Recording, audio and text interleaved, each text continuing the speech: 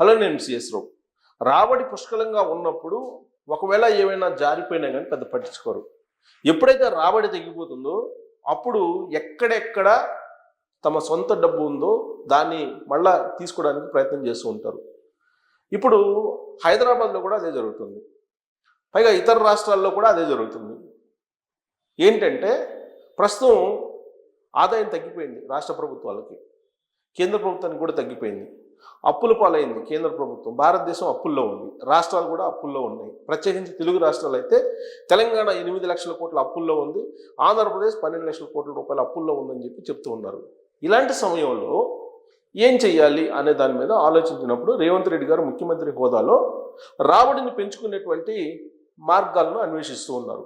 ఏ రాష్ట్ర ప్రభుత్వానికి సంబంధించిన ముఖ్యమంత్రి అయినా అదే ఆలోచిస్తూ ఉంటారు. రేవంత్ రెడ్డి గారు కూడా అదే ఆలోచించారు. అయితే ఆయనకు అత్యంత ఎక్కువగా లాభం వచ్చేటువంటి ఒక అంశము ఏం కనిపించిందంటే, ఇల్లు అద్దెకిచ్చేటువంటి ఓనర్ల పని పట్టాలి, వాళ్ళు చట్టానికి విరుద్ధంగా బ్లాక్ మనీని పోగు చేస్తూ ఉన్నారు, బ్లాక్ మనీని దాచేస్తూ ఉన్నారు అనేది అర్థమైంది. ఏ పాయింట్ దగ్గర ఏ సందర్భంలో ఆయనకి అర్థమైంది అంటే, ఈ మధ్యకాలంలో తెలంగాణ వ్యాప్తంగా సర్వే చేశారు, కులగణన అన్నారు దాన్ని. ఆ కులగణనలోనే అన్ని రకాల సమాచారాన్ని తీసుకున్నారు. ప్రత్యేకించి హైదరాబాదు, వరంగల్, కరీంనగర్ లాంటి సిటీస్లో జియో ట్యాగింగ్ కూడా ఏర్పాటు చేశారు. హైదరాబాదులో క్లియర్గా పకడ్బందీగా జియో ట్యాగింగ్ని వాళ్ళు చేశారు. ఏంటి ఈ జియో ట్యాగింగ్ అని అంటే, తాజాగా వచ్చినటువంటి ఆర్టిఫిషియల్ ఇంటెలిజెన్స్ ఏదైతే ఉందో దాని ద్వారా ఏ ఇల్లు కమర్షియల్ యాంగిల్లో ఉంది, ఏ ఇంటి యజమాని కేవలం దాని గృహావసరాలకు మాత్రమే వాడుతూ ఉన్నారు, ఎవరు దాన్ని కమర్షియల్ యాంగిల్లో వాడుతూ ఉన్నారు, వాణిజ్యంగా ఉపయోగిస్తూ గృహావసరాలకు వాడుతున్నట్టు కేవలం ట్యాక్స్ కడుతూ ఉన్నారు అనే దాని మీద చాలా స్పష్టత వచ్చింది.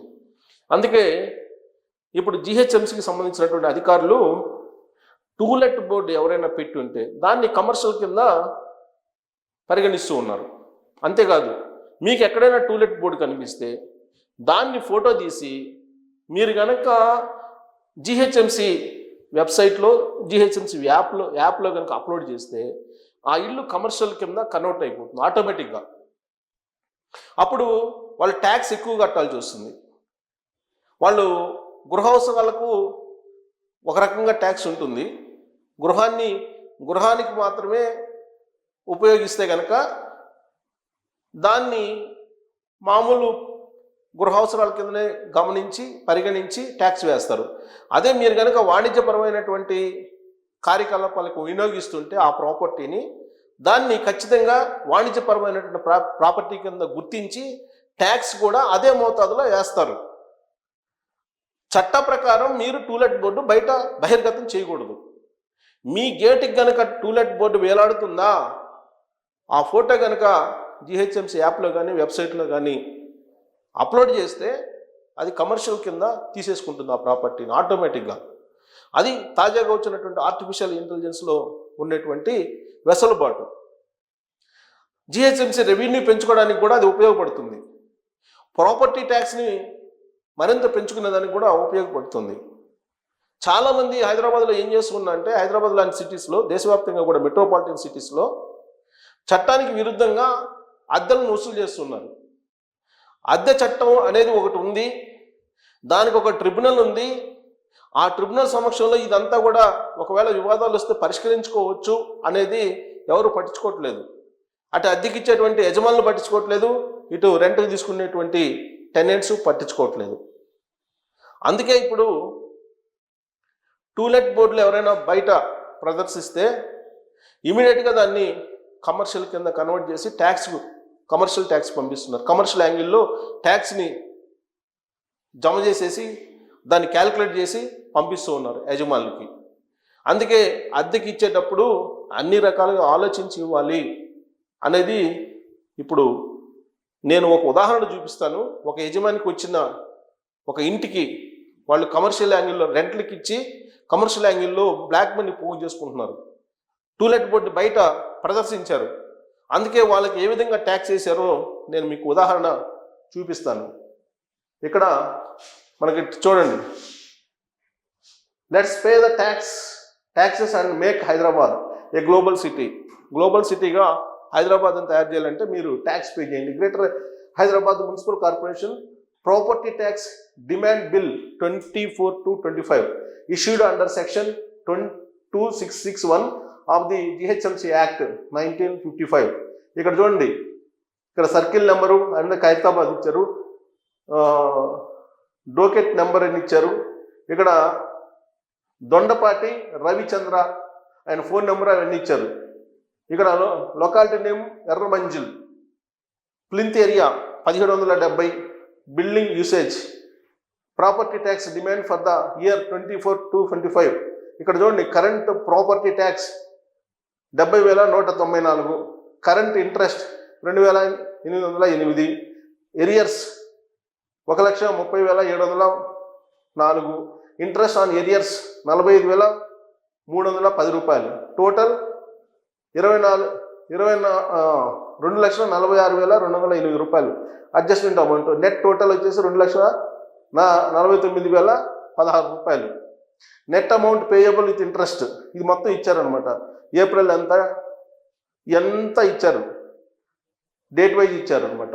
ఇది ఒక ఇంటికి ఇంత అవుతుందనంటే కాదు, కానీ ఎందుకు ఇచ్చారు ఇంత అనంటే, ఇక్కడ ప్రాపర్టీ ట్యాక్స్ ఇక్కడ చూడండి, హైదరాబాద్ నగరపాలక సంస్థ పౌర సేవా కేంద్రం, ఇక్కడ ఆయన ఎరియర్స్ ఇవన్నీ దీనికి సంబంధించి కరెంటు ఎంత వేస్తున్నాము, అడ్వాన్స్ టు పెనాల్టీ ఎంత వేస్తున్నారు అనేది. పెనాల్టీ ఎందుకు వేస్తున్నారు అని అంటే, దీన్ని కమర్షియల్ ప్రాపర్టీ కింద గుర్తిస్తున్నారు. ఎందుకు గుర్తిస్తున్నారంటే టూలెట్ బోర్డ్స్ పెడుతున్నారు కాబట్టి. ఇక్కడ చూడండి, 15,500 టోటల్ అమౌంట్ ఫైన్ వేశారు వాళ్ళకి. సో కాబట్టి ఇది గమనించాలి, మీరు గమనించాలి. అద్దెకిచ్చేటప్పుడు, మీరు ఇళ్ళకి అద్దెకిచ్చేటప్పుడు అద్దె చట్టం అనేది ఒకటి ఉంది. చట్టాన్ని మనం గౌరవించాలి కదా, చట్టానికి అనుగుణంగా మనం నడుచుకోవాలి కదా. మరి ఎంతమంది ఇంటి యజమానులు చట్టాన్ని గౌరవిస్తున్నారు, చట్ట ప్రకారం అద్దెలు తీసుకుంటున్నారని అంటే 1% కూడా లేదు. అందువల్ల నష్టం భారీగా జరుగుతుంది ప్రభుత్వానికి, ప్లస్ బ్లాక్ మనీ పోగొడుతుంది ఇంటి యజమానుల దగ్గర. వాళ్ళు ప్రాపర్టీ ట్యాక్స్ ఏమో తక్కువ కడుతున్నారు, ఎందుకు, ఇళ్ళ అవసరాల కోసం ఇల్లు నిర్మించుకుంటున్నాం అని చెప్పి. కానీ వాళ్ళు చేసేటువంటి యాక్టివిటీ కమర్షియల్ యాక్టివిటీ. ఈ కమర్షియల్ యాక్టివిటీ చేస్తున్నారు కాబట్టి దాని కమర్షియల్ యాక్టివిటీ కింద పరిగణించి ట్యాక్సెస్, కమర్షియల్ ట్యాక్సెస్ వేస్తున్నారు. కమర్షియల్ వాణిజ్యపరమైనటువంటి ప్రాపర్టీ కింద గుర్తించి ఆ ప్రాపర్టీకి కమర్షియల్ ట్యాక్స్ వేయటానికి ఇప్పుడు జిహెచ్ఎంసీ సిద్ధపడింది. పెనాల్టీ వేస్తుంది అలాంటి వాళ్ళకి. యాక్చువల్గా మీరు చట్టం ప్రకారం అయితే మీరు ఎంఓఏ కుదుర్చుకోవాలి. ఆ ఎంఓఏలో మీరు రెంట్ ఎంత అనేది మెన్షన్ చేయాలి. ఆ రెంట్కి సంబంధించి అడ్వాన్స్ ఎంత తీసుకుంటున్నారు, 2 నెలలకు మించి అడ్వాన్స్ తీసుకోకూడదు. 2 నెలలు అడ్వాన్స్ ప్లస్ అక్కడ ఉండేటువంటి ప్లింత్ ఏరియా రేటు కూడా ఫిక్స్ చేసి ఉంటుంది, అంతకన్నా ఎక్కువ వసూలు చేయకూడదు మీరు. అయితే ఆ రేటుకి ఎవరు ఇవ్వట్లేదు, ఎందుకంటే డిమాండ్ ఎక్కువగా ఉంది టూలెట్ అంటే అద్దె ఇళ్ళకి. కానీ దీన్ని ఉపయోగించుకొని ఎక్కువ మంది వాళ్ళు ఆన్లైన్ పేమెంట్ యాక్సెప్ట్ చేయట్లేదు, కేవలం క్యాషే కావాలంటున్నారు, బ్లాక్ మనీని వాళ్ళు ప్రోత్సహిస్తున్నారు. సో ఇవన్నీ కూడా చట్ట విరుద్ధం.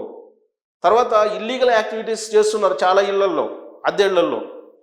ఇప్పుడు లోన్ యాప్స్ కానీ, బెట్టింగ్ యాప్స్ కానీ వీటన్నిటిని ప్రమోట్ చేసేటువంటి వాళ్ళకి హౌసెస్ని రెంట్కి ఇస్తూ ఉన్నారు చాలామంది. తర్వాత డ్రగ్స్ అమ్మేటువంటి వాళ్ళు, గంజాయి అమ్మేటువంటి వాళ్ళు, ఇతర రాష్ట్రాల నుంచి వచ్చేటువంటి వాళ్ళకి రెంట్ ఎక్కువ వస్తుంది కదా అని చెప్పేసి ఇస్తున్నారు ఫ్లాట్స్ అద్దెకి. అలాంటి వాళ్ళందరూ కూడా ఖచ్చితంగా పోలీసులు కేసులు పెడతారు. రాబోయేటువంటి రోజుల్లో జైలు పాలు వాళ్ళు చూసిన పరిస్థితి వస్తుంది. ఇప్పుడు జిహెచ్ఎంసీ అయితే మాత్రం టూలెట్ బోర్డు కనుక మీ ఇళ్ళ దగ్గర కనిపిస్తే ఖచ్చితంగా దాన్ని కమర్షియల్ ప్రాపర్టీ కింద గుర్తించి ట్యాక్స్ వేయటము లేదంటే పెనాల్టీ వేయటం 2 కూడా జరుగుతుంది. సో దీని అందరినీ గుర్తించుకొని మీరు టూలెట్ బోర్డ్స్ ప్రదర్శిస్తే, జస్ట్ ఎక్కడైనా సరే టూలెట్ బోర్డు వేసి దాన్ని ఫోటో తీసుకుని జిహెచ్ఎంసీ యాప్లో కనుక అప్లోడ్ చేస్తే అది కమర్షియల్ ప్రాపర్టీ కింద కన్వర్షన్ అయిపోతుంది. ఇది ఇంటి యజమానులు గుర్తుపెట్టుకోవాలి. అలా కాకుండా మా ఇష్టం వచ్చినట్టు చేస్తామంటే మాత్రం ఖచ్చితంగా మీ ప్రాపర్టీకి కమర్షియల్ రేట్లు విధించి కమర్షియల్ ట్యాక్స్, కమర్షియల్ యాంగిల్లో ప్రాపర్టీని గుర్తించి ఆ మేరకు ట్యాక్స్ వేసి వసూలు చేస్తే జిహెచ్ఎంసీ రెడీ అయింది వసూలు చేయడానికి. సో మీరు రాబోయేటువంటి రోజుల్లో ఒకవేళ ట్యాక్స్ ఎక్కువ వస్తే మీరు ఫీల్ అవ్వాల్సిన అవసరం లేదు. ఎందుకంటే మీరు అద్దెకిచ్చి వాణిజ్యం అంటే వ్యాపారం చేస్తున్నారు, మీరు వ్యాపారం చేస్తున్నారు కాబట్టి వ్యాపారానికి సంబంధించినటువంటి నామ్స్ ప్రకారమే మీ దగ్గర పెనాల్టీ వసూలు చేస్తుంది జిహెచ్ఎంసీ. మరి చట్ట ప్రకారమైన ఇక నుంచి మీరు అద్దెలకు ఇస్తారా లేదంటే చట్టాన్ని పక్కన పెడతారా అనేది మీ ఇష్టం. సో దీని మీద మీ అభిప్రాయం ఏంటనేది తెలియజేయచ్చు. Thank you.